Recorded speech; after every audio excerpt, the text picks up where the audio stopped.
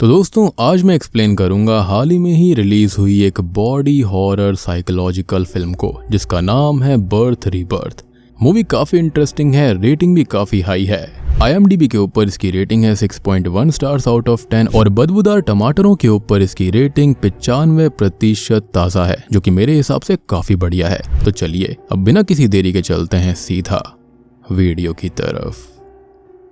तो मूवी की शुरुआत में हम देखते हैं एक प्रेग्नेंट लेडी को जिसकी डिलीवरी हो रही थी, जिसका कुछ कॉम्प्लिकेशंस चल रहा था और ऑपरेशन के द्वारा उसका बच्चा डिलीवर किया जा रहा था। और यहाँ पर सीली नाम की एक नर्स होती है जो कि उस महिला को संभालती है, उसे बताती है कि उसका बच्चा ठीक है और उसको हिम्मत देती है ताकि वो खुद को और पुश करे। लेकिन इवेंचुअली वो लेडी खत्म हो जाती है और सीली उसके बच्चे को संभालती है जो कि फिलहाल बिल्कुल ठीक था। खैर तभी हमें उसी लेडी की बॉडी को दिखाया जाता है जो कि पोस्टमार्टम टेबल के ऊपर थी, जिसको पैथोलॉजिस्ट रोज एग्जामिन करती है और यहाँ पर वो उसके पेट से कुछ निकाल कर अपने सूटकेस में रख लेती है और उस बॉडी को फर्दर ट्रांसफर कर देती है। और इस मूवी के अंदर हमें सीली और रोज दोनों की जिंदगियां दिखाई जाएंगी जो कि अंत में आकर जुड़ जाती हैं, जो कि बहुत ही भयानक असली पत्ते खोलने वाली है। खैर अब मैं आपको रोज की जिंदगी के बारे में थोड़ा बहुत बताता हूँ, जो कि अपने में ही हमेशा रहती है, काफी सीरियस है और इंसानों से ज्यादा उसे मुर्दे प्यारे हैं। और वो कोई रिसर्च और एक्सपेरिमेंट भी कर रही है जिसके अंदर वो पूरी तरह से डूबी हुई है। और मैं उम्मीद करता हूँ कि शुरुआत वाले सीन से आप समझ गए होंगे कि सीली यहाँ पर एक मैटरनिटी नर्स होती है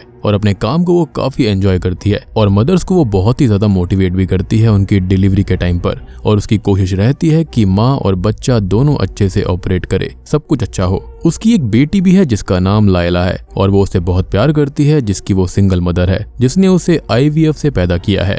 तभी हमें रोज को दिखाया जाता है जो कि एक पब में थी और यहाँ पर वो एक अननोन आदमी से मिलती है जिससे वो बात करती है और अब वो उसे कुछ ऑफर देती है और उसका सीरम कलेक्ट कर लेती है, जिसके बाद में वो अपने घर पर वापस आती है और अपने पेट पिग का ब्लड ट्रांसफ्यूजन करती है और भी काफी कुछ ट्राई करती है। हम एक चीज और नोटिस करते हैं कि वो अपने पिग को नाप तोलकर खाना भी देती है और उसने अपने डीप फ्रीजर के अंदर खून की बॉटल्स जैसी चीजें रखी हुई थी। साथ ही साथ जो पार्ट्स वो हॉस्पिटल से लेकर आती थी वो भी वहीं पर रखती थी। खैर अब वो उस आदमी के लिए हुए सीरम या फिर स्पर्म को अपने अंदर इंजेक्ट करती है जिससे कि वो प्रेग्नेंट हो जाए। तभी हम सीली को देखते हैं जो कि लायला को अपनी फ्रेंड के घर छोड़कर अपने काम पर निकल जाती है और रात को जब वो वापस आती है तो उसकी फ्रेंड और लायला घर पर नहीं होती और उसे एक नोट मिलता है जिसके अंदर हॉस्पिटल आने के लिए लिखा हुआ था, जहाँ पर उसको पता चलता है कि लायला को एक बीमारी थी जिससे उसकी तबीयत खराब हुई और उसकी जान जा चुकी है, जिससे वो पूरी तरह टूट जाती है। तभी हम लायला की बॉडी को देखते हैं जो कि पोस्टमार्टम के लिए आई हुई थी और उसकी मौत सडनली हो गई थी, तो उसे मेडिकल एग्जामिनेशन के लिए भी भेजना था और वो एक ऑर्गन डोनर थी, जिस पर रोज कहती है कि वो ऑर्गन तो डोनेट नहीं कर पाएगी क्योंकि वो बैक्टीरियल मेनिंजाइटिस से मरी है और ये एक ऐसी बीमारी है जिसके अंदर मेम्ब्रेन में एक तरह का इन्फेक्शन हो जाता है जिससे ब्रेन और स्पाइन इफेक्ट होते हैं। और थोड़ी सी सरल भाषा में कहें तो लायला स्किन के एक डेथली इन्फेक्शन से मारी गई थी।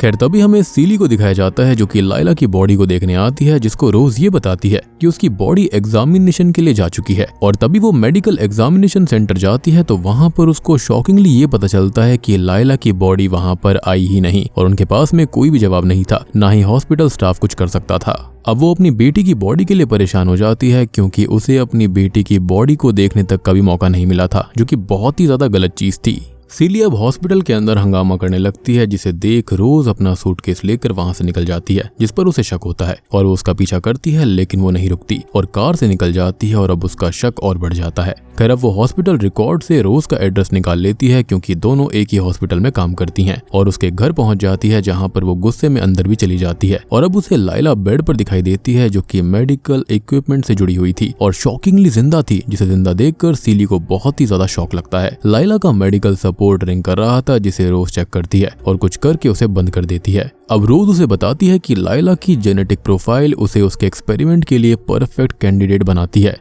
और यहाँ पर वो डेथ पर एक्सपेरिमेंट कर रही है। और सीली यहाँ पर एक पिग को भी देखती है जिसका नाम रोज ने मरियल रखा था और वो 2 महीने पहले ही मारी गई थी, जिसे उसने दोबारा जिंदा कर दिया और वो ऐसा करती है फेटल पिग्स के सीरम से जिसको वो बनाती है और उन्हें फीड करती है, जिससे कि सेल रीजनरेशन होता है और उससे वो अभी मरे हुए को एक तरह से जिंदा कर पा रही है। जिंदा यहाँ पर मतलब ये है कि सेल रीजनरेशन होगा, सांस लेना होगा और ब्रेन से जुड़े ज्यादा फंक्शंस काम नहीं करेंगे, जैसे कि रिएक्शन, स्पीच वगैरह, जो कि नॉर्मल ह्यूमंस करते हैं, यानी कि थोड़ी बहुत चीजें यहाँ पर होंगी। खैर तभी सीली कहती है कि उन्हें लाइला पर हर टाइम नजर रखनी होगी और वो अपना सामान लेकर रोज के घर पर ही शिफ्ट हो जाती है। मतलब कि वो इस एक्सपेरिमेंट के लिए मान गई थी और वैसे भी उसके पास में कोई और चॉइस नहीं थी। एटलीस्ट उसकी बेटी यहाँ पर सांस तो ले रही थी। उसको यहाँ पर ये उम्मीद थी कि जो उसका संसार कुछ दिन पहले उजड़ गया था शायद से वो फिर से बस जाए। खैर अब वो दोनों साथ में रहती हैं और सीली लाइला को संभालती है, वहीं रोज अपने एक्सपेरिमेंट में लगी रहती है। सीली अब यहाँ पर मरियल को भी संभालती है जिसने उसे कमांड पर रिएक्ट करना भी सिखा दिया था और वो उसे खाना वगैरह देती रहती है, जिसे रोज कहती है कि वो स्पेसिफिक डाइट पर है जिसे हर टाइम नोट किया जाना चाहिए। अब वो दोनों ही हॉस्पिटल से उनके एक्सपेरिमेंट का सामान लेकर आती हैं और एक दिन रोज अपना अल्ट्रासाउंड कराती है और उसका बच्चा डेवलप होना शुरू हो गया था। अब वो घर आती है और खुद से अपना अबॉर्शन कराती है और उस अनबॉर्न को एक्सपेरिमेंट के लिए रख देती है,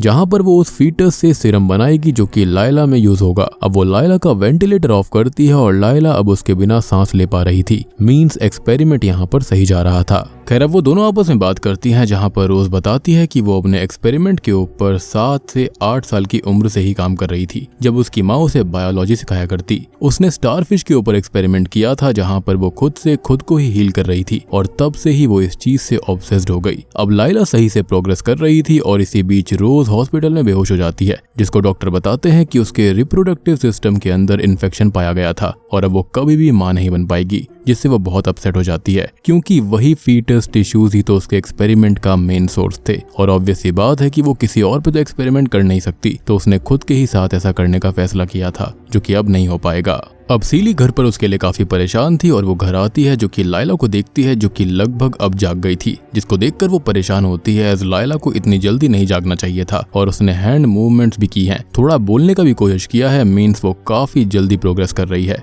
अब रोज बहुत परेशान रहने लगती है जिसका फीटस सीरम खराब हो गया था और उनके पास लिमिटेड सप्लाई बची हुई थी, जिस पर सीली कहती है कि वो और बना लेंगे। वो कहती है कि रोज उसका इस्तेमाल कर सकती है, जिस पर वो बताती है कि उसका ब्लड ग्रुप लाइला से अलग है और भी बहुत सी चीजें मैच करनी पड़ती हैं, जिस पर वो ये कहती है कि वो हॉस्पिटल से प्लेसेंटा यानी कि वो ऑर्गन जो कि प्रेगनेंसी के वक्त यूट्रस में डेवलप होता है या फिर कॉर्ड ब्लड हॉस्पिटल से ला सकती है, जिससे कि सीरम बनाया जा सकता था। लेकिन दिक्कत अभी भी बनी हुई थी कि एग्जैक्ट हर चीज मैच होनी जरूरी थी। थोड़ी सी भी इधर उधर चीजें होती तो यहाँ पर लाइला की जान को खतरा हो सकता था।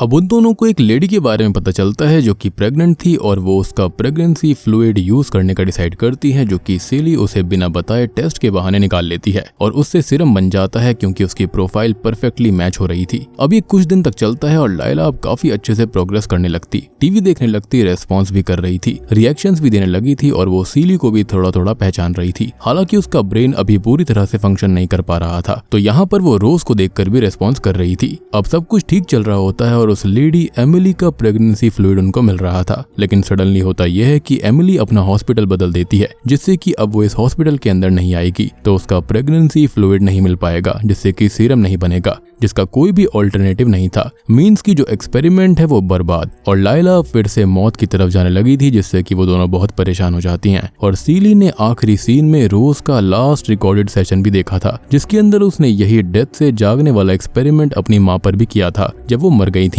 और तब रोज ने अपनी माँ को ही काट पीट कर उसके अंदर मैकेनिज्म फिट करके उसको इलेक्ट्रिक तरीके से ऑपरेट करके देखा था, जिसका टॉन्ट सीली उसको मारती है। अब एक दिन सीली काम पर थी और रोज नहा रही थी और लाइला क्रॉल करके रूम से बाहर आती है, जिसे मरियल मिलती है और वो अब कुछ सोच समझ तो नहीं सकती थी, तो वो मरियल को जान से मार देती है। और ये एक चीज इंडिकेट करता है कि इंसान की सोच समझ उसके लिए कितनी जरूरी है, और अगर इंसान सोचने समझने लायक नहीं रहेगा तो वो जानवर से भी ज्यादा बुरा हो सकता है। और ये चीज एक पैरेलल है जहाँ पर समझदार से समझदार इंसान भी हिडियस क्राइम कर जाता है, जो कि एक असली हॉरर का परफेक्ट एग्जाम्पल है। खैर अब कहानी पे वापस आते हैं। तो लाइला के इस एक्शन से रोज बहुत परेशान थी, लेकिन मरियल को एग्जामिन करके उसे कुछ चीजें समझ में आती हैं और अब वो सीली से कहती है कि उन्हें बोन मैरो एस्पिरेशन करना चाहिए। मींस बोन मैरो से कुछ निकाल कर उसका सीरम बनाना चाहिए, जिससे एक गैप जो कि लाइला के अंदर है प्रॉपर ब्रेन फंक्शन करने के लिए वो फिल हो जाएगा। और वो लोग रोज के ही बोन मैरो का सीरम इस्तेमाल करते हैं। अब ये चीज भी काम नहीं करती, जिससे वो दोनों बहुत परेशान थी। जहाँ पर रोज का एक्सपेरिमेंट हाथ से निकल रहा था, वहीं सीली की फिर से जिंदा हुई उम्मीदें यानी कि उसकी बच्ची हाथ से जा रही थी। अब ऐसे ही बिना सीरम के दिन कट रहे होते हैं और एक दिन लायला सांस लेना छोड़ देती है, मींस मारी जाती है। अब रोज घर पर आती है तो उसे लायला की बॉडी डीप फ्रीजर में रखी हुई मिलती है और हम सीली को देखते हैं जो कि एमिली के घर पर आती है बहाने से। वो उसको कोई सेडेटिव दे देती है जिससे कि वो लेबर में चली जाती है और तभी मूवी शुरुआती वाले सीन पर जाती है जहाँ पर किसी लेडी की डिलीवरी हो रही थी जो कि कोई और नहीं बल्कि एमिली ही थी और ऑपरेशन करने के दौरान उसकी मौत हो जाती है। सीली उसको काफी संभालती है, उसका बच्चा भी पैदा होता है, लेकिन हम जानते हैं कि एमिली नहीं बची। अब तभी सीली रोज को कॉल करके हॉस्पिटल आने को कहती है और यहाँ पर रोज एमिली की बॉडी से उसका प्लेसेंटा निकाल लेती है जिससे कि लायला के लिए सीरम बन जाएगा और वो फिर से जिंदा हो पाएगी। अब वो दोनों लायला पर एक्सपेरिमेंट शुरू करती हैं और वो फिर से जिंदा हो भी जाती है। और मूवी की शुरुआत में हम सभी को लगा था कि सीली कितनी अच्छी है और वो यहाँ पर सबकी जान बचा रही है, मदर्स को हिम्मत देती है, लेकिन असल बात तो ये थी कि वो अपनी मरी हुई बेटी को दोबारा जिंदा करना चाहती थी जिसके चलते उसने एक औरत की जान ले ली। और यहाँ पर जैसा उसने किया है वो दोबारा भी कर सकती है क्योंकि ऑब्वियस सी बात है यहाँ पर सीरम तो आगे लगने ही वाले थे। बात करें रोज के बारे में तो वो मौत से इतनी ऑब्सेस्ड हो गई थी कि वो यहाँ पर मोरालिटी की लाइन ही भूल गई। उसने अपनी मरी हुई माँ के ऊपर भी एक्सपेरिमेंट्स करे और वो अपने एक्सपेरिमेंट्स के अंदर इतना खो गई थी कि एक मरे हुए को जिंदा करने के लिए उसने जो अभी पैदा भी नहीं हुआ था उनको मार दिया, जो कि सोचने के लिए बहुत ही डीप बात है। और सीली जो कि इतनी अच्छी थी वो इतनी ज्यादा बदल गई और इतनी ज्यादा खो गई थी इस चीज के अंदर, यानी कि अपनी बेटी को जिंदा करने के लिए। यहाँ पर ये दर्शाता है कि कोई इंसान कितना भी अच्छा हो, जब अपनों पर बात आती है तो वो किसी भी हद तक जा सकता है। और ये मूवी सच में ही खतरनाक बॉडी हॉरर है कि अगर इंसान किसी को खो दे तो वो उसको भुला नहीं सकता और उसके चलते वो उसको जिंदा करने के लिए किसी भी हद तक चला जाएगा। और मेरे हिसाब से ये जो मूवी है वो सुपरनैचुरल या फिर भूत प्रेत वाली मूवियों से काफी खतरनाक है। और यहाँ पर वो लोग लायला को बार बार सीरम्स की मदद से जिंदा कर रहे थे जिसके लिए वो बहुत सारे लोगों को मार रहे थे। तो यहाँ पर ही असली हॉरर शुरू होता है और बूम, इसी के साथ में ये मूवी यहीं पर खत्म हो जाती है। तो दोस्तों ये थी बर्थ रीबर्थ फिल्म की कहानी। उम्मीद करता हूँ कि आपको पसंद आई होगी। यहाँ पर इन दोनों ही लेडीज ने जो बहुत ही डार्क रास्ते चुने चीजों को करने के लिए वो बहुत ही भयानक थे। ट्रस्ट मी, मूवी काफी ज्यादा गट रेंचिंग है। मतलब कि पेट के अंदर ऐसा लग रहा था जैसे कि कोई मेरे इंटेस्टाइन्स को आगे पीछे कर रहा हो। बाकी आप लोग बताना कि आपको ये फिल्म कैसी लगी, इसका कॉन्सेप्ट कैसा लगा। रेटिंग तो मूवी की काफी अच्छी है। उम्मीद करता हूँ कि आपको भी पसंद आई होगी। पसंद आई है तो वीडियो को लाइक कर देना, चैनल के ऊपर नए हैं तो सब्सक्राइब कर लीजिए और हाँ, सब्सक्राइब करके ही जाना। तो मैं आप सबको मिलता हूँ अगली वीडियो के साथ में, तब तक के लिए